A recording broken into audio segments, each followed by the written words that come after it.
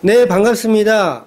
주맘교회 온라인 사경의 오늘 출애굽기 강의 73탄입니다. 제목은 임자의 책임이란 제목이고요. 출애굽기 21장 28절에서 36절까지 보도록 하겠습니다. 출애굽기 21장 28절부터입니다. 소가 남자나 여자를 받아서 죽이면 그 소는 반드시 돌로 쳐서 죽일 것이요 그 고기는 먹지 말 것이며 임자는 형벌을 면하려니와 소가 본래 받는 버릇이 있고 그 임자는 그로 말미암아 경고를 받았을 때 단속하지 아니하여 남녀를 막론하고 받아 죽이면 그 소는 돌로 쳐 죽일 것이고 임자도 죽일 것이며 만일 그에게 속죄금을 부과하면 무릇 그 명령한 것을 생명의 대가로 낼 것이요 아들을 받든지 딸을 받든지 이 법규대로 그 임자에게 행할 것이며 소가 만일 남종이나 여종을 받으면 소 임자가 은 30세겔을 그의 상전에게 줄 것이요 소는 돌로 쳐서 죽일지니라.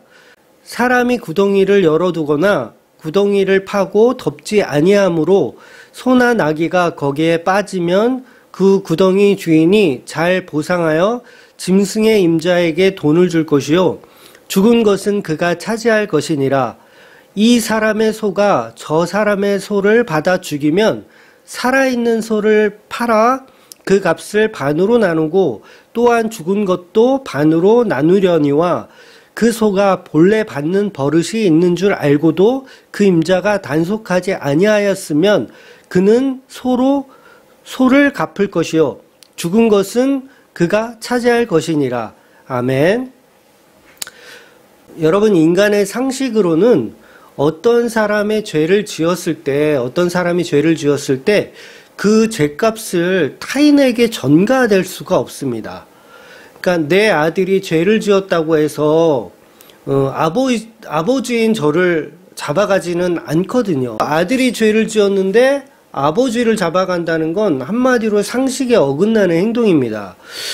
또 아버지가 아무리 죄를 사죄한다고 해서 그 아들이 죄가 사라지는 것은 아니죠. 물론 아버지의 얼굴을 봐서 용서할 수도 있지만 그것으로는 죄가 전가했다고 볼 수는 없는 것이죠. 말 그대로 그냥 아버지 얼굴을 봐서 용서하는 개념이라는 것이죠. 그런데 기독교에서 말하는 구속사라는 말은 용서의 개념 그 이상을 이야기하는 겁니다. 그래서 구속사라는 것은 죄가 도말되었다라는 걸 표현하는 거죠. 대속의 개념을 가지고 있어요. 즉 인간들의 그 문화 속에서는 인간들이 갖고 있는 법에서는 불가능한 이야기를 오늘 본문이 하고 있는 것입니다. 즉 우리가 사는 세상의 법대로라면 아무리 예수님이든 예수님 할아버지든 십자가에 골백 번 죽어도 저와 여러분의 죄가 사라진다는 것은 세상적인 이치에 맞지가 않습니다. 그러니까 한마디로 말도 안 되는 거죠. 이런 말도 안 되는 복음이 인간 세상에는 이치에 맞지 않기 때문에 사람들은 세상의 이치를 따져서 십자가 복음을 조롱합니다. 내가 하나님의 아들이거든 십자가에서 내려와서 너도 구원하고 나도 구원해 보라는 식으로 조롱할 뿐이라는 거죠. 그리고 십자가에 죽은 예수가 어떻게 나의 죄를 대속할 수 있냐고 따지는 것이 세상입니다. 이런 부정은 인간 세상에서는 당연한 상식이죠. 그래서 인간들의 삶의 이치와 전혀 다른 반대적인 이야기를 하는 것이 바로 성경이라는 것입니다. 즉 이치라는 것은 조선의 근간이기도 한 성리학의 근본이기도 하거든요. 그러니까 다스릴 리, 즉 사람이 다스려야 할 어떤 것을 이루는 걸 이치라고 할 수 있는 거죠. 그래서 성리학에서 말하는 성리의 개념도 성품으로 다스리는 어떤 것을 말하는 겁니다. 그걸 이제 리라고 얘기하죠. 그래서 성리학은 이치를 따져서 리와 기를 분리해서 이론과 실체를 설명하는 학문이잖아요. 그러니까 어떤 형태와 원리를 따져서 공부하는 것이 성리학입니다. 그래서 성리학이 어려운 것 같아도 결국은 뭐냐면 이치에 맞게 살라는 어떤 유교적 사상을 바탕으로 갖고 있는 게 성리학이라는 거죠. 그래서 한마디로 성리학은 상식적인 사람이 되어서 이치에 맞게 살자라는 겁니다. 그래서 사대부들은, 조선의 사대부들은 사대부에 맞게 살고, 임금은 임금으로서, 부모는 부모로서, 자식은 자식으로서 살아야 된다는 거죠. 한마디로 쌍놈은 쌍놈의 이치에 맞게 살라는 것이 바로 유교적 사상이라는 것입니다. 이게 성리학이에요. 그러니까 주제를 알고 주제를 파악해서 분수에 맞는 삶을 살아라. 이처럼 성리학뿐만 아니라 모든 세상의 원리가 다 이 성리학에서 말하는 리와 기라는 이치를 따지는 것입니다. 우리가 배우는 어떤 산수나 수학도 결과적으로 이치를 따지는 학문이거든요. 그래서 공식이라는 이치를 만들어서 1 더하기 1은 2라는 이치를 따져 푸는 것이 수학이죠. 그래서 어떤 공식이라는 자체가 뭐냐면 이치잖아요. 그거에 맞는 어떤 해결책, 그 이치에 맞게 뭔가를 풀어가는 것. 그래서 결국 수학도 그렇고 과학이나 화학도 마찬가지입니다. 다 이치를 따져가는 학문이에요. 그러니까 지구가 왜 자전하는지, 지구가 왜 공전하는지 이치를 따져가는 게 우주과학이거든요. 그러니까 아인슈타인의 어떤 상대성 이론이나 특수상대성 이론들도 근본적으로 보면 결국 이치를 따져가는 겁니다. 이게 왜 이런 현상이 일어날까? 이거를 계산해서 연구해보고, 사실은 그렇지가 않아? 이게 이렇게 하는 게 이제 과학이잖아요. 여기서 말하는 과학도 사실은 결국은 접근 방식이 다 이치를 따져가는 겁니다. 우리가 사는 세상의 이치를 따져가는 것. 그래서 모든 연구소에서 연구하는 모든 것들이 결국 이치를 따져가는 거죠. 그래서 무슨 뭐 코로나 관련된 뭔가를 뭐 백신을 만들든가 뭐 이런 것도 사실 따지고 보면 다 이치를 따져가는 개념이라는 거예요. 그런데 성경은 이런 인간들의 이치, 인간들의 상식을 다 무시해버리는 접근 방식을 늘 사용하더라는 겁니다. 그래서 그 다른 세상을 가지고 있는 것을, 그러니까 성경이 말하는 그 다른 세상이라는 것을 뭐라고 부르냐면 하나님 나라라고 부르는 거예요. 하나님 나라. 그러니까 이 나라는 세상에 속한 나라가 아니라는 거죠. 그러니까 세상이 말하는 이치로 따져서 이해할 수 있는 세상이 아니라는 거예요. 그래서 이 세상은 이 세상에 속한 나라가 아니라 전혀 다른 나라라는 거죠.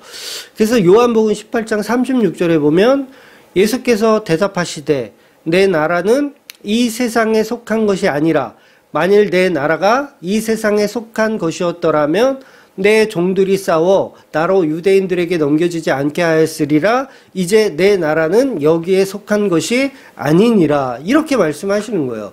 그러니까 하나님 나라는 이 세상 이치에 맞는 세상이 아니고 다른 이치의 세상이라는 것이죠. 즉 십자가의 죽음을 이 세상의 이치로 살펴보면 십자가의 죽음은 저주이지만 하나님 나라에서는 그 십자가의 죽음이 저주가 아니고 은혜의 선물이고 승리의 선물이 되더라는 겁니다. 그러니까 세상의 이치와는 전혀 맞지 않는 하나님 나라라는 거죠. 그 하나님 나라는 세상의 상식으로는 이해할 수 없는 세상이라는 거예요. 그래서 성경을 보면 성전을 3일 만에 헐어버릴 수도 있고 그 성전을 또 3일 만에 세우실 수도 있고 세상을 홍수로 쓸어버릴 수도 있고 아무도 남지 않게 할 수도 있는 거, 심지어는 태양을 멈추게도 해요. 이런 거는 정말 우주과학에서는 있을 수가 없는 일이잖아요. 태양이 멈추면 어떻게 됩니까? 지구의 자전이 멈췄다라는 얘기인데 지구의 자전이 멈추면 우리는 다 사실 완전 빈대떡이 돼버리죠. 우주과학적 이치로 따져간다면 빈대떡이 돼버려요. 근데 성경에 보면 태양이 멈추는 사건이 발생하기도 하고요. 또 낮이 밤처럼 어두워지기도 합니다. 예수님은 물 위를 걷기도 하셨고 또 죽은 나사로가 살아나기도 하는 거, 이런 모든 것들이 뭐냐면 이 세상 이치와 다른 하나님 나라를 설명하는 거예요. 그러니까 절대로 이 세상의 과학으로는 이 세상의 어떤 그 상식으로는 풀어낼 수 있는 방법이 없는 이야기를 하는 거죠. 그래서 성경이 전부 그런 이야기를 하는 겁니다. 이 세상 이치에 맞지 않는 이야기. 그래서 우리가 하나님 나라를 산다라는 것은 세상과 다른 이치를 펼쳐나가는 세상이라는 거예요. 그래서 예수를 믿지 않는 사람들은 그런 말도 안 되는 이치들을 믿지 않죠. 어떻게 죽은 사람이 살아날 수 있느냐 따지기도 하고요. 바다 위를 어떻게 걸어? 응? 사람이 어떻게 하늘로 승천할 수 있냐? 세상 사람들은 이렇게 하나님 나라를 사는 사람들을 보고 말도 안 되는 이야기들이라면서 정신병자라고 욕을 합니다. 이렇게 말하는 이유가 뭐냐면 그들의 사고방식 속에서는 세상의 이치라는 것이 교육되어 있기 때문에 그래요. 그러니까 성리학을 배웠고요. 우리는 그렇게 교육되어져 왔습니다. 그래서 수학을 배우고 과학을 배우면서 이치에 맞는 세상을 살아가는 방식을 배워가는 거죠. 그러니까 예수님이 행하신 표적들을 다 믿을 수가 없는 거예요. 세상의 이치로는 안 맞죠. 그래서 요한복음에 등장하는 7가지 표적은 하나님 나라가 다른 이치의 세상이라는 걸 존재적 가치로 장소적 표현으로 이야기하고 있어요. 그렇기 때문에 오늘 본문은 세상의 이치를 따져서 어떤 법률적인 이야기를 하는 것이 전혀 아니라는 얘기죠. 그런 성경이 없는 거예요. 그러니까 뭔가 인간의 생각과 윤리와 어떤 그런 상식과 전혀 다른 이치의 세상을 설명하는 게 성경이라는 거죠.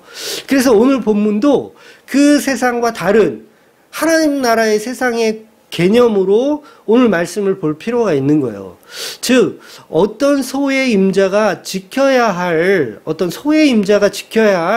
폭력에 관한 보상 이야기로만 성경을 보시면 성경은 이제 전혀 해석이 안 되는 거죠. 전혀 해석도 안 되고 무슨 얘기인지 모르게 되는 거죠. 그냥 어떤 폭력에 관한 법인가 보다, 보상에 관한 법인가 보다, 민사소송에 관한 이야기인가 보다, 이렇게만 성경을 보게 되더라는 겁니다. 그래서 아마 오늘 제가 지금 서론으로 말씀드리는 이 내용을 아마 요한복음 강의할 때 표적기사 설교를 할 때 똑같은 이야기를 한 번 더 반복해서 말씀드리고 싶은데, 그래서 오늘 본문도 세상의 이치와 같은 방식의 그 법에 관한 이야기를 하는 것이 아니고 하나님 나라의 세상과 다른 이치의 존재를 설명하는 내용이라는 거예요. 즉, 임자의 책임에 관한 율법을 통해서 십자가의 대속의 기능성과 능력을 논리적으로 설명하고 있는 내용이 오늘 본문의 내용이라는 거죠. 제가 늘 말씀드리지만 모든 성경은 예수님의 십자가적 구속사로 풀게 되면 창세기부터 요한계시록까지 너무도 명확하고 선명하게 풀려버리게 돼 있습니다. 그러니까 구속사라는 정확한 이 뜻이 중요한 거죠. 구속사라는 이 개념이 창세기부터 요한계시록까지 다 담겨져 있다라는 거예요. 구속사. 그래서 구속사라는 뜻을 이제 모르시는 분이 간혹 이제 계실 텐데, 이제 교회를 처음 나오신 분은 잘 모를 텐데, 구속이라는 개념은 어떤 감옥에 가두는 그런 구속이란 뜻은 아니에요.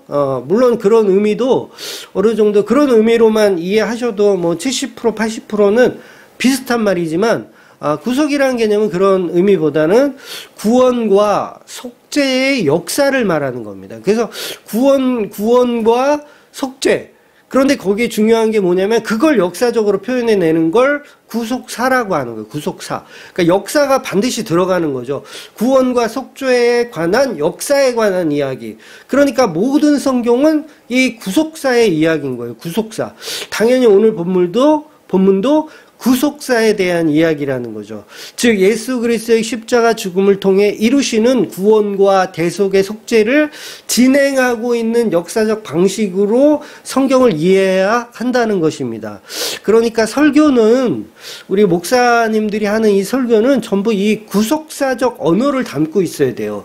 구속사적 역사를 담고 있어야 그걸 설교라고 하고 그걸 복음이라고 하는 겁니다. 그런데 설교를 하는데 이 구속사적 역사가, 설교 1시간 동안 구속사적 역사가 전혀 없다라고 하면 그건 뭘 이야기한 거냐면 그냥 성리학을 가리킨 거죠. 한마디로 성리학을. 리와 기를 공부한 거죠.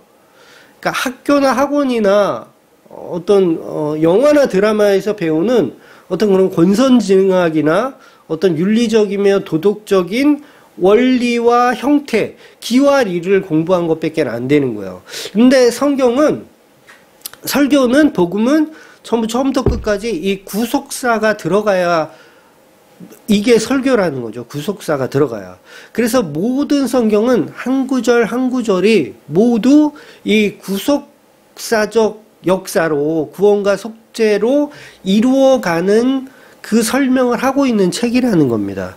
그래서 구속사 이야기가 들어 있어야 복음이고 그 내용이 구속사가 있어야 설교라는 겁니다. 그런데 구속사적 이야기가 없는 설교가 요새는 너무 많아요. 거의 한 90%가 넘을 겁니다. 그러니까 구속사와 관련 없는 이야기를 한다면 사실 그건 성경이 아닌 거죠. 그러니까 사실 성경은 구속사가 아닌 것이 하나도 없어요. 전부 처음부터 끝까지 다 구속사의 이야기입니다. 그러니까 옆집 소가 우리 집 소를 받아 죽였는데 그게 구속사하고 무슨 상관이 있어요? 무슨 상관이 없다면 그건 성경이 아닌 거예요. 그러니까 무슨 상관이 있으니까 출애굽기 오늘 본문에 이 소가 남의 소를 들이받는 이야기를 성경이 기록하고 있는 거예요. 그래서 그 구속사적 관점으로 성령을 받은 하나님의 감동을 받은 모세가 그 구속사의 관점을 기록하고 있다라는 거죠. 다시 말해서 옆집 소가 우리 집 소를 들이받은 이야기 속에 숨겨져 있는 구속사적 의미를 우리가 보아야 한다는 거죠. 그게 복음이라는 거예요. 다시 말해서 옆집 소가 우리 집 소를 받아 죽였다는 이 내용에는 구속사적 의미가 담겨져 있는 것이고, 만약 구속사적 의미가 없다라면 이 성경은 찢어버려도 되는 거예요. 이 출애굽기 21장 이 오늘 본문을 찢어버려도 상관없다고요. 그러니까 얼마를 보상받아야 하는지에 관한 이야기가 본질이라면 성경을 볼 필요도 없어요. 읽으실 필요가 없습니다. 성경은 오직 십자가라는 핵폭탄으로 다 이루신 구속사적 과정 속에서 구약과 신약을 앞뒤로 그 십자가라는 핵폭탄에 관하여 설명하는 내용이라는 거예요. 즉 오늘 본문도 전혀 어려울 것이 없는 것이 구원과 속죄의 원리와 개념에 대한 설명으로 이해하시면 쉽게 풀리게 되어 있습니다. 저와 여러분은 소를 키우지 않아요. 그죠? 보통 대부분 안 키우실 겁니다. 간혹 이제 소를 키우시는 우리 교우분들도 인터넷 성도분이 계실지 모르겠는데 대부분의 사람들은 소를 키우지 않습니다. 그러니까 저와 여러분은 소를 키우지 않는다고 한다면 오늘 본문 읽을 필요가 없는 거예요. 만약에 그 소를 키우는 그 내용이라면 저와 여러분이 읽을 필요가 없는 거예요. 그런데 저와 여러분이 소를 키우지 않아도 이 말씀이 하나님의 말씀이고 성경이라면 찢어버리면 안 되죠. 분명히 읽어야 돼요. 그리고 거기에는 메시지가 들어있단 말이죠. 근데 그 메시지가 단순히 소를 키우는 방식에 관한 이야기라면 이거 앞뒤가 안 맞져버리는 거예요. 그래서 분명히 성경은요, 성경 66권은 가감하지 말라고 되어 있거든요. 요한계시록 마지막 장에 보면 가감하지 말라고 되어 있어요. 성경을 줄이거나 찢어버리거나 이렇게 뭐 더 만들거나 하면 지옥 자식이라는 설명을 합니다. 그렇기 때문에 오늘 소를 키우는 이야기가 우리가 소를 키우지 않더라도 이 말씀 분명히 우리에게 메시지가 있다라는 거죠. 그렇다면 성경은 단 한 줄도 나와 상관없는 부분이 없다는 거잖아요. 한 줄도 가감하면 안 된다는 말은 한 줄도 나와 상관없는 말씀이 없다라는 거예요. 전부 예수 그리스도에 관한 이야기이기 때문에 나하고 관련이 있다라는 거예요. 성도와 관련이 있다라는 거죠. 그래서 단 한 줄도 우리는 어떤 윤리나 도덕적인 말씀으로 이해해버리면 그건 안 되더라는 거예요. 내가 소를 키우지 않는데 소 키우는 이야기로 들어버리면 말씀을 이해하지 못한다는 겁니다. 그래서 진짜 하나님이 이 소 키우는 법에 관한 이야기를 하고 싶은 것이라면 출애굽기 거의 절반 이상은 찢어버려도 무관합니다. 그러니까 이 어려운 걸 읽고 있을 필요가 없는 거죠. 아마 성경 전체에서 그런 인간의 이치를 따져서 제하해 버리기 시작하면 아마 성경 몇 장 남지 않을걸요? 거의 아마 되게 얇은 성경이 돼버릴 거예요. 우리 인간과 이치에 맞지 않는 거 다 빼내고 윤리 도덕적으로만 본다면 필요 없는 거잖아요. 소도 안 키우는데 오늘 말씀 왜 필요해요? 다 그런 식으로 제해버리면 남는 게 없더라는 거죠. 그러나 성경은 단 한 줄도 하나님의 말씀이기 때문에 가감해서는 안 되는 겁니다. 그 얘기는 모든 것은 다 예수님에 관한 이야기고 성도에게는 그 예수님에 관한 이야기가 반드시 필요하다는 거죠. 바로 오늘 본문도 그래서 예수 그리스도의 십자가 구속에 관한 이야기이기 때문에 필요하다는 겁니다. 자, 그럼 이제 본문을 한 절씩 보도록 하겠습니다. 내가 키우던 소가 외양간을 탈출해서 이웃에 사는 남자와 여자를 들이받아서 그 이웃에 사는 남자나 여자가 죽었습니다. 그런데 오늘 본문에는 28절에는 그 소의 주인은 죄가 없다고 선언을 해요. 시작부터 굉장히 상식적이지 않은 이야기를 해요. 이치에 맞지 않는 말을 합니다. 근데 성경이 다 이래요. 외양간을 뛰쳐나간 소가 이웃의 사람을, 남자나 여자를 들이받아서 그 이웃의 남자나 여자가 죽었는데 그 소 주인은 죄가 없대요. 이상한 이야기를 하는 거예요. 본문 출애굽기 28절 한 번 더 읽어드릴게요. 소가 남자나 여자를 받아 죽이면 그 소는 반드시 돌로 쳐서 죽일 것이요 그 고기는 먹지 말 것이며 임자는 그 주인은 형벌을 면하려니와 이렇게 나오는 거예요. 아니 이상하잖아요. 우리 집 소가 외양간을 나가서 옆집 청년을 들이받아 죽였는데 소 주인인 저는 죄가 없다고 하는 거예요. 이게 말이 됩니까? 말이 안 돼요. 너무너무 말이 안 되는 이야기를 본문이 하고 있는 거예요. 한마디로 제가 서론에서 말씀드린 이치에 맞지 않아요. 왜 이렇게 말도 안 되는 불공평한 이야기를 하실까? 그리고 성경은 오늘 본문뿐이 아니고요. 전체적으로 굉장히 말도 안 되는 이야기들이 계속 나옵니다. 불공평한 이야기들이 계속 나와요. 그러니까 오늘 그 죽은 옆집 청년의 아버지라고 한번 역지사지해서 한번 생각해 보자고요. 이 율법이 납득이 될까요? 옆집 소가 외양간을 뛰쳐나가서 우리 아들을 만약에 죽였어요. 그런데 그 주인은 책임이 없대. 이게 율법책이 이게 말이 되는 이야기냐고요. 그러니까 첫 문장부터 왜 이렇게 이치에 맞지 않는 이야기를 성경이 할까요? 바로 이 납득 안 되는 이야기가 바로 십자가 이야기이기 때문에 그렇습니다. 그러니까 구속에 관한 이야기 자체가 굉장히 납득이 안 되는 거예요. 인간의 상식과 인간의 이치로는 말도 안 되는 이야기가 구속사입니다. 즉 십자가의 대속에 관한 이야기를 오늘 본문이 하고 있기 때문에 말도 안 되는 이야기가 시작이 되는 거예요. 그렇다면 오늘 본문 28절에 말하는 본질은 뭘까? 인간은요, 여러분 하나님의 피조물입니다. 인간은 전부 하나님의 피조물이에요. 심지어는 지옥 가는 인간들도 하나님의 피조물이 맞습니다. 그래서 어떤 유명한 그 스님이 그런 말씀을 하셨어요. 자기가 만든 피조물을 자기 자식이죠. 자기 자식을 사랑한다고 하면서 지옥 보내는 창조주 하나님을 자기는 이해할 수가 없다. 그래서 나는 지옥에 가서, 그 스님은 나는 지옥에 가서 그 지옥에 버려진 사람들을 도우며 살고 싶다라는 이야기를 한 적이 있어요. 바로 이게 세상이 말하는 이치라는 거예요. 이치에 맞는 말을 그 스님이 하신 거예요. 근데 성경은 이런 이치에 맞지 않는 이야기를 한다고요. 그러니까 전부 십자가에 죽은 예수라는 그 예수님에게 포커스가 있는 거예요. 그러니까 세상이 예수님에게 포커스를 맞추다 보니까 이치에 안 맞게 되는 거예요. 상식과 다른 내용들이 즐비해져 있는 거예요. 즉 이치라는 것은 뭐냐면 내가 주인공이 된 세상을 말하는 거예요. 그러니까 모든 학문은 전부 내가 주인공인 세상입니다. 무슨 성리학이 됐든 뭐 수학이 됐든 과학이 됐든 어떤 모든 우주의 기본은 다 내가 주인공이에요. 내가 주인공. 그런데 복음은 내가 부인되고 예수가 주인공으로 가는 세상이에요. 내가 부인되고 내가 완전 부정되고 예수가 주인으로 되어 있는 세상. 그러니까 이치에 맞지 않는 세상이에요.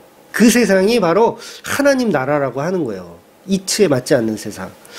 즉, 이 스님이 했던 이 말은 인간이 죄를 지었다면, 그리고 그 죄를 지은 인간이 지옥으로 끌려간다면 그 책임은 하나님께 있다라는 논리입니다. 맞죠? 세상의 관점으로 보면 틀린 얘기가 아니에요. 자기가 창조해놓고, 하나님이 자기가 해놓고 그 창조주 피조물이 죄를 지어서 지옥에 보내면 결국 그 죄를 책임져야 할 것은 하나님이라는 거죠. 이게 이치에 맞는 해석이에요. 아니, 어떻게 인간을 만든 하나님이 피조물인 그 자기 작품을, 자기 자식들을 지옥에 보낼 수 있느냐. 이치에 맞지 않는다라는 거죠. 인간이 죄를 지었다면 그 책임은 반드시 하나님께 있다라는 그 사고가 들어있더라는 거예요. 그래서 이런 이치를 부수는 이야기를 오늘 본문이 28절이 하는 겁니다. 그러니까 주인에게 그 책임이 없다는 의미로 오늘 본문이 시작해요. 다시 한번 28절을 읽어볼게요. 소가 남자나 여자를 받아서 죽이면 그 소는 반드시 돌로 쳐서 죽일 것이요 그 고기는 먹지 말 것이며 임자는 그 주인은 형벌을 면하려니와. 그러니까 여러분, 소가 윤리 도덕적인 개념이 있을까요? 없을까요? 소가 정말 내가 평소에 이제 저 죽이고 싶은 놈이 있어. 그 벼르고 있다가 그 놈 보자마자 그냥 외양간을 뛰쳐나가가지고 복수심에 그 벼르고 있다가 그 사람을 받아서 죽이는 걸까요? 그런 건 아니죠. 그러니까 소가 그 사람에게 복수하려고 들여받은 건 아니에요. 그러니까 소는 그냥 어떤 본능적으로 하는 거예요. 어떤 위압감을 느꼈든가 아니면 어쨌든가 그걸 잘 모르지만 어떤 그런 계획된 살인이 아니라 우발적인 살인이 소는 하는 거죠. 우발적인 살인. 제가 초등학교 때 이 금초는 좀 이렇게 시내였고, 이 금능리 쪽은, 금능역 앞에 지금 이제 아파트들 이렇게 들어선 쪽은, 낮은 그런 산골 마을이었어요. 그러니까 밤나무골이라 그래서, 아주 산이 높은 산은 아닌데 아주 낮으면서 깊은 산 속이었어요. 지금 이제 아파트로 다 들어서서 이제 형태를 전혀 뭐 알 수가 없는데, 그때도 이제 거의 금능 쪽은 완전한 시골이어서 간혹 이제 어르신들이, 그러니까 염소를 산 밑에, 동산 밑에 이렇게 묶어 놓으시고 밭일을 보시는 분들이 꽤 있었습니다. 그렇게 많이 키우진 않았는데, 염소를 많이 키우지 않았는데 간혹 이제 염소를 볼 수가 있었어요. 까맣게 생긴 염소, 뿔 이렇게 달려가지고. 근데 한 번은요, 이 엄청나게 큰 염소가 그만 줄이 풀려버린 거예요. 저하고 친구하고 이제 길을 가다가 그 염소하고 눈이 마주쳐 버린 거죠. 그런데 마주치자마자 그 염소가 달려들어요. 그러니까 딱히 우리가 이렇게 죄를 진 게 아니라 그 염소한테 해코지를 하지도 않았어요. 그냥 우리끼리 뭔가 좀 큰 소리로 떠들면서 이렇게 이야기를 했던 것 같아요. 그래서 발을 이렇게 굴었나? 하여튼 정확히 기억은 안 나는데, 그 염소하고는 전혀 상관없는 어떤 제스처를 했는데 그 염소가 오해를 한 거예요. 오해를 하자마자 우리를 보고 달려들기 시작하는데요. 얼마나 염소가 빠른지요. 도망가질 못해요. 우리가 도망가도 금방 받쳐요. 그래서 이 거리가 좁혀지면 잽싸게 피해야지 이건 사는 거예요. 결국 다행히도 그 염소를 만난 자리와 그 친구의 집하고의 거리가 그렇게 멀지 않아서 간신히 이제 도망가서 이제 괜찮았는데, 지금도 저는 염소는 별로예요. 그래서. 근데 그 염소를 그날 사실 처음 본 친구거든요. 그 염소를. 일면식도 없는데 묻지마 위협을 우리에게 가하더라는 거예요. 그러니까 저희가 그 염소를 놀린 것도 아니고 우리들끼리 떠드는 것을 그냥 오해를 했던지 어땠는지 그 염소는 눈이 마주치자마자 그냥 저하고 친구를 죽이겠다고 기를 쓰고 달려들더라는 거죠. 그렇다면 염소나 본문에서 말하는 소가 사람을 들이받았다고 해서 도덕적인 문제는 아니에요. 그러니까 어떤 의도된 살인은 아니라는 거죠, 소는. 그런데 오늘 본문에 보면 희한한 말씀이 있는데 그 소를 돌로 쳐서 죽이라고 합니다. 그러니까 돌로 쳐서 죽인다는 것은 죄성을 인정한다는 얘기거든요. 그러니까 고의성을 인정한다는 거예요. 근데 소 입장에서는 굉장히 억울한 거죠. 본인은 고의성이 아니라 그냥 본능적인 어떤 행동을 한 것뿐인데 돌로 쳐서 죽이래요. 그러니까 소가 성격이 더러워서 죽였다, 뭐 그렇게 판정할 수도 있죠. 그래서 죽인다면 돌로 쳐서 죽일 것까지는 없잖아요. 그러니까 도살장에 끌어가가지고 도살장에서 죽여도 되고, 그리고 이 고의적으로 한 것이 아니기 때문에 본능적으로 한 거기 때문에 그 돌에 맞아 죽는 이거는 범죄자에게 하는 거잖아요. 살인자들에게 하는 거. 그런데 이 소를 도덕적인 문제를 가진 사람처럼 의인화해서 돌로 쳐 죽이는 모습으로 설명을 하더라는 거예요, 오늘 본문이. 그래서 오늘 본문은 평범한 소들의 싸움에 대한 이야기를 하는 것이 아니라 십자가라는 본질을 담고 있다라는 거예요. 그리고 소가 얼마나 귀한 정말 가축입니까? 지금도 소 한우가 한 마리에 한 500만 원, 600만 원 정도 하는 걸로 제가 알고 있는데, 그렇게 비싼 소를 돌로 쳐 죽이고 그 다음에 결정적으로 고기를 먹지 말라고 하는 거예요. 고기를 먹지 말라고 해요. 그러니까 저주받아 죽은 걸로 보는 거죠. 저주받아서 부정한 자로 죽었으니까 고기도 먹지 말라는 거예요. 아니, 소가 무슨 죄가 있어요? 응? 근데 고기까지도 먹지 말라는 거예요.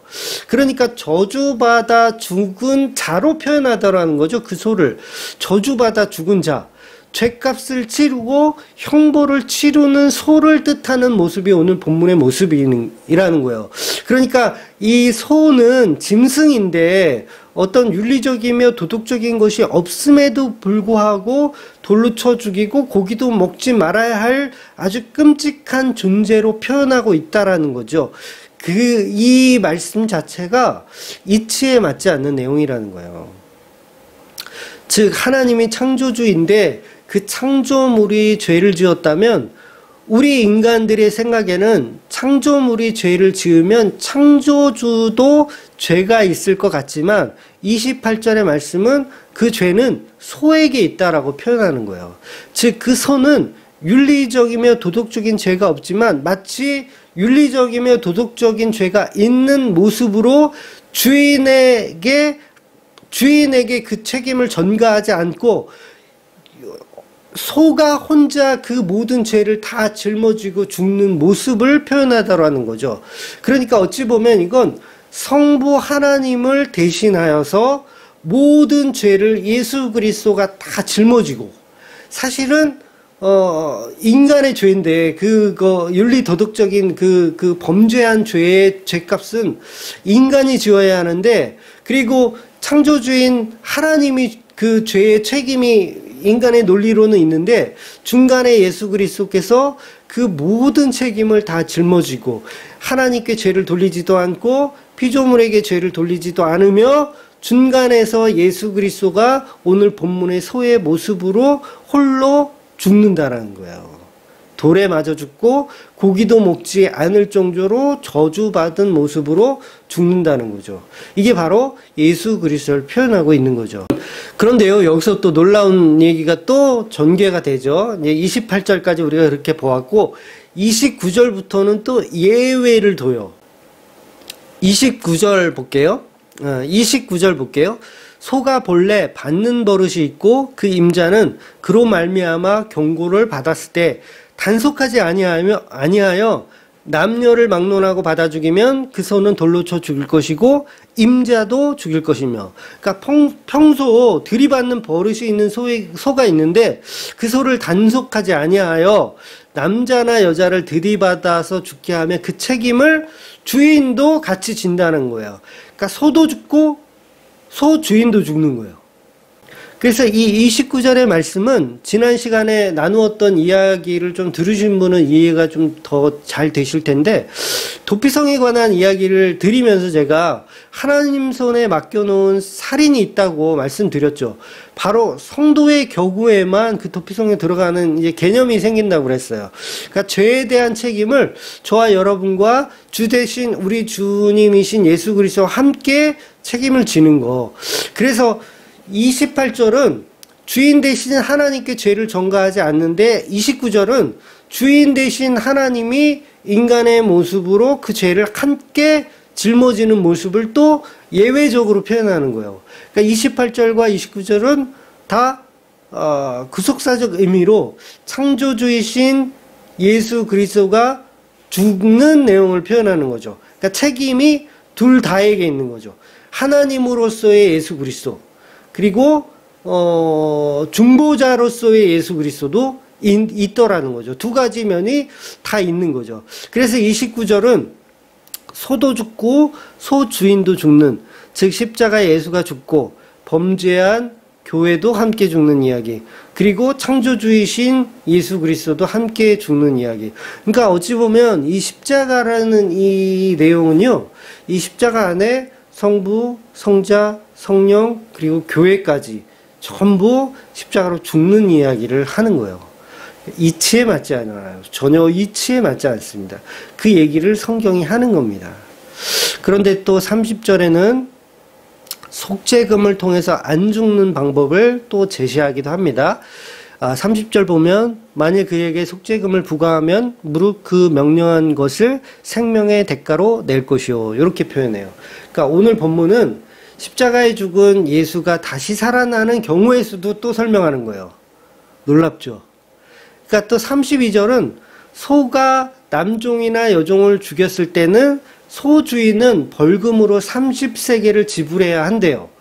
그러니까 은 30은 가룟 유다가 예수님을 팔았던 금액과 같은 금액이죠. 즉 예수님은 이 세상의 주인이고 만유의 주인이신데, 가룟 유다는 예수님에게 32절에 등장하는 종의 죽음으로 본 거예요. 그러니까 가치 없는 죽음으로 보았다는 뜻이죠, 어떻게 보면. 그래서 33절은 함정을 파놓고 그 함정에 소나 나귀가 빠져 죽으면 소나 나귀의 주인에게 값을 치루어야 한다고 이야기합니다. 그래서 예수님도 안식일의 개념을 설명하실 때 가축이 안식일에 구덩이에 빠졌을 때 구해줘야 한다는 말씀을 하시거든요. 그러니까 결국은 뭐냐면, 이 본문이 말하고 있는 이 모든 내용들은 뭐냐면, 값을 치르는 소나 주인인 전부 예수 그리스도를 말씀하고 있는 거죠. 그리고 예수 그리스도가 곧 창조주 하나님이라는 예표적인 이야기까지도 하고 있는 말씀이에요. 좀 내용이 어렵지만 돌에 맞아 죽은 분도 예수님이고, 소의 죄값을 대신하여 죽은 주인도 예수님이고, 은 30의 십자가에 내어준 바 되신 분도 예수님이고, 오늘 본문이 전부 이렇게 예수님의 이야기를 하는 거예요. 구속사의 이야기. 그래서 35절은 소가 소를 받아 죽이면 살아있는 소를 팔아 나누고 죽은 소도 반으로 나누어야 한다고 말합니다. 그리고 36절은 본래 받는 버릇이 있는 줄을 알고도 임자가 단속하지 아니해서 소가 소를 죽인 경우는 소는 소로 갚아야 하고 죽은 소도 원래 주인의 것으로 갖게 합니다. 즉 이 본문은 주인과 소의 관계를 말하고 있는데, 이 소와 주인의 관계 속에 중요한 게 뭐냐면 의도가 있느냐 없느냐예요. 결국 소값을 팔아서 나누고 죽은 소도 반으로 나누어 갖는 것, 뭘 말하는 걸까? 결국은 예수 그리스도와 신부된 교회를 설명하는 거죠. 근데 여기서는 신부된 교회보다는 종된 교회로 표현하는 것이 이제 더 적합하게 들리겠죠. 그러니까 십자가라는 본질을 함께 지고 죽는 의미. 그러니까 교회도 십자가에 죽고 예수님도 십자가에 죽고 성부 하나님도 사실은 십자가에 죽는 거죠. 그래서 예수님은 100% 창조주의 모습으로 죽는 것도 맞는 이야기인 거예요. 그래서 책임을 다하는 거죠. 어떻게 보면 모든 책임을 다하는 거. 결국 창조주이신 예수 그리스도께서 모든 책임을 다 하는 거예요. 그러니까 인간이 죄를 지었는데 그 책임을 모두 다 짊어지는 예수 그리스도를 표현하고 있는 내용이라는 거죠. 그래서 저와 여러분은 예수님이 십자가에 죽었고 저와 여러분도 예수님의 십자가에 함께 죽는 모습으로 신앙생활을 하는 겁니다. 갈라디아서 2장 20절입니다. 내가 그리스도와 함께 십자가에 못 박혔나니 그런즉 이제는 내가 사는 것이 아니오 오직 내 안에 그리스도께서 사시는 것이라. 이제 내가 육체 가운데 사는 것은 나를 사랑하사 나를 위하여 자기 자신을 버리신 하나님의 아들을 믿는 믿음 안에서 사는 것이라. 그래서 오늘 본문이 말하고 싶은 의도는 구원의 연출에 있어서 하나님의 개입과 선택받은 성도와 유기된 백성을 예수 그리스도의 구속사적 의미로 설명하고 있는 내용입니다. 즉 모든 죄는 하나님이 책임을 지고 계신 거예요. 모든 죄를 하나님이 책임지신다고요. 그러니까 인간이 죄를 지었을 때 저 인간 죄 지었으니까 너는 지옥 가, 요런 개념이 아닌 거예요. 요거는요 인간들이 생각하는 이치에 맞는 해석이고요. 기독교는 그걸 말하는 게 아니라 인간이 죄를 지었어? 그럼 창조주인 내가 너의 죄를 책임질게. 이게 복음이라고요. 그래서 그 복음에 관한 구속사적 이야기를 오늘 본문이 하는 거예요. 너무 놀라운 이야기를 하고 있는 겁니다. 하나님은 저와 여러분을 너무 사랑하셔서 독생자 예수를 보내주셔서 대속해 주시는 거예요. 죄의 형벌을 그 소가 받는 겁니다. 그 소가. 소는 아무 죄가 없어요. 그런데 그 소가 죄값을 치르는 거예요. 마치 윤리적이며 도덕적인 죄가 있는 것처럼 도살장에서 죽는 것이 아니라 돌에 맞아서 저주받은 모습으로 고기도 먹어서는 안 되는 그 모습으로 죽더라는 거예요. 바로 이 십자가에 죽는 예수 그리스도를 율법으로 완성해 내는 것이 오늘 본문 말씀인 거예요. 그 예수님 믿어지셔야 됩니다. 그 예수님이 믿어지셔야 그게 감동이 돼요. 저와 여러분에게 감동이 돼요. 그래서 그 감동으로 살아나는 저와 여러분의 삶이 되시기를 바라고, 그 예수님의 십자가가 날마다 나의 죽음으로 인정되어지는 그 피조물의 놀라운 은혜와 사랑이 느껴지는 저와 여러분이 되시기를 주의 이름으로 축원드리겠습니다. 아멘.